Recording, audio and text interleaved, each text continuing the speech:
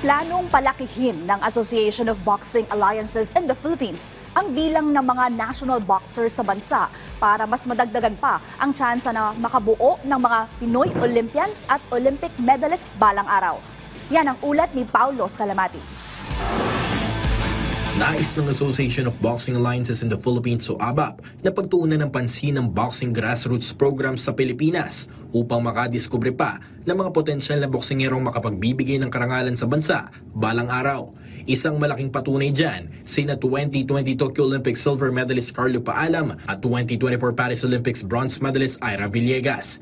Ibinahagi naman ni ABAP Secretary General Marcos Manalo ang kahalagahan kung bakit kailangan nilang dagdagan ang bilang ng kanilang national training pool.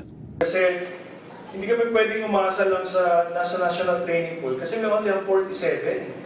We only have 47. Diba? Kalaban natin, 1,000. Yung mga Kazakhstan, Uzbekistan, 1,000. Bukod sa di sapat na human at financial resources, sinabi naman ni Manalo na kinakailangan din dito ng matinding suporta tulad na lamang ng pagpapatayo ng mga provincial training centers sa bawat probinsya.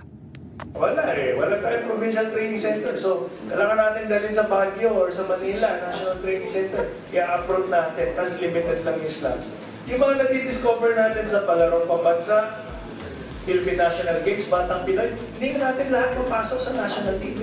Dahil limited yung slots.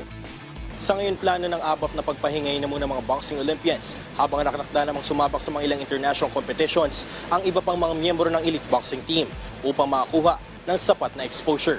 Paulo Salamatin para sa Pambansang TV sa Bagong Pilipinas.